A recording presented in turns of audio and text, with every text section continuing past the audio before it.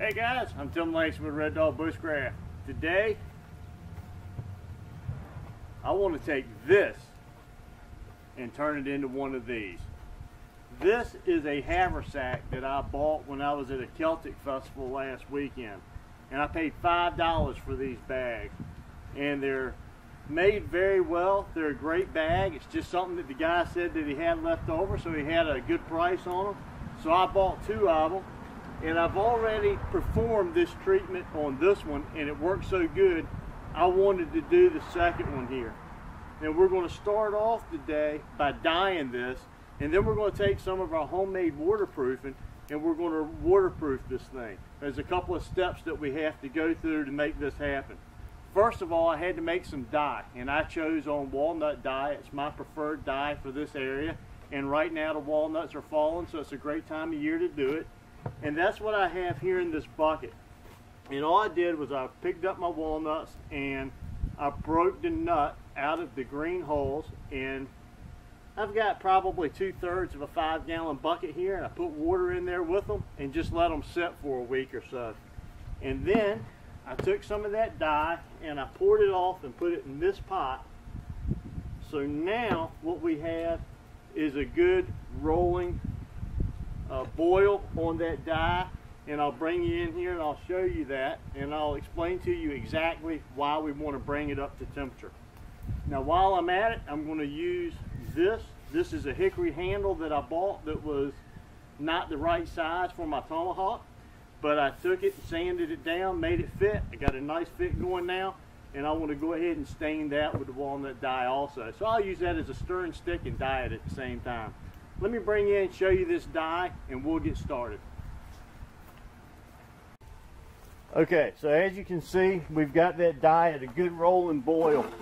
And the reason we want that at a rolling boil, we want to get it up to temperature. First thing I did was I washed this haversack.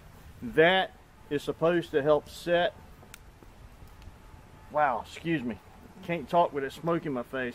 That's supposed to set the fabric, and that helps it to receive the dye and the waterproofing. And the reason we boil this is for the same reason. It really helps that dye to penetrate and get into that fabric. And all I'm going to do is take my stick and I'm going to stir that around for a few minutes. I'm going to make sure it stays pushed down. I'm going to pull it back up. Just make sure that the dye gets a good penetration on all of the fabric, all of the handle, inside and outside of the bag. Then once I do that, I'll drain that dye out and I'll bring you right back for the drying process.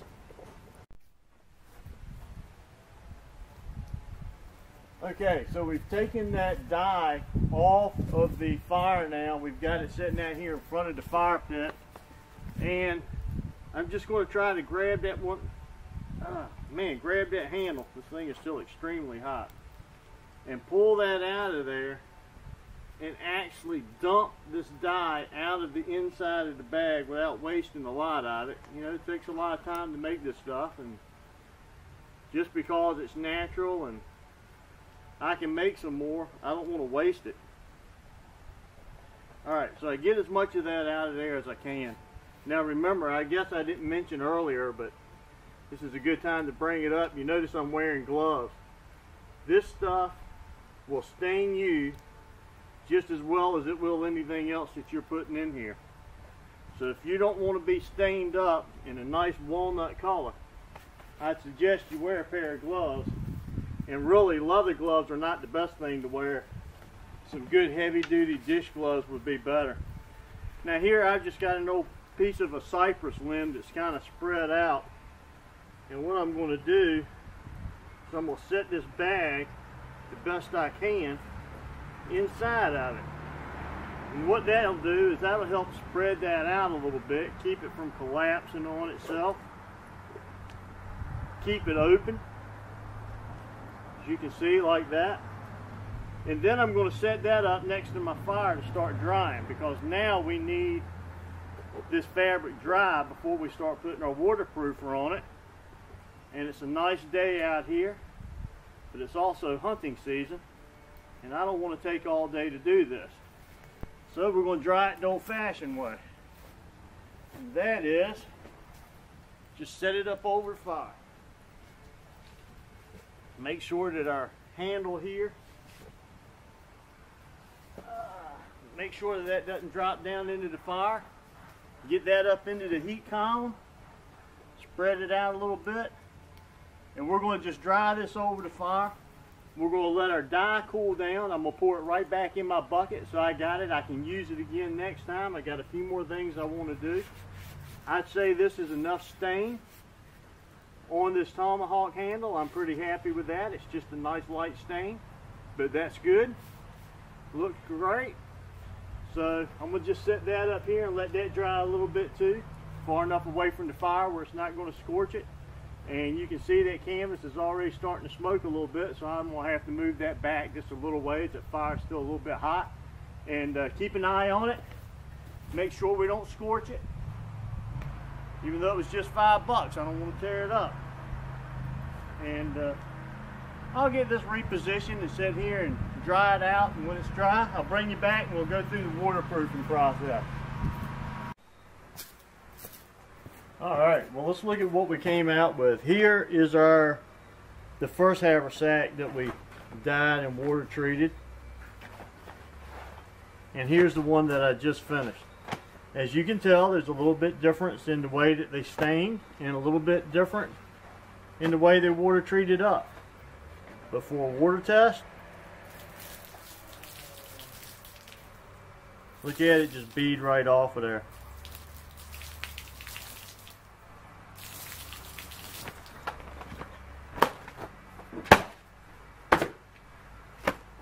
So I'm pretty happy with that. Check the inside right quick. That buttonhole in that leather does get a little tight, but after you work with it a couple of times, it'll loosen up. The other one did anyway. If not, you can adjust it. It's better to have it a little tight than to have it where it's opening. And on the inside, no moisture. Alright, so that's good. And I don't know how well you'll be able to see, but just a little look at that dye treatment, and you can see a little bit of that wax coming through the camera if you look real close. So that's just an idea of how well that stuff penetrates. Okay, so we have our haversack and it's pretty dry now. There might be still just a wee little bit of dampness to it, but just this one little section to the strap. Everything else appears to be very dry, and I'm not worried about that. I think it's going to dry out during the process. Now you can tell it looks like it's got a little bit of, it looks dirty because it has dark spots in it and it has lighter spots in it. And you would say, well, aren't you going to clean that up? And no, I'm not, because I want this to look dirty or camouflaged. That's kind of my idea. So that's actually right the way I want it. It wouldn't even bother me if there was a little bit more. So the next step is to take our waterproofing that we have used in another video, and we're going to take that and we're going to apply it. Now there's a couple of different ways you can do it. I've seen people just reach in here and get it on their fingers and start rubbing it in. I've also seen people take these old disposable type paint brushes. I do use the little bit better quality disposable ones, and just start putting a thin coat of that wax over top of it, and then come back with a heat gun on low or a hair dryer on high and start to melt that wax into the fabric.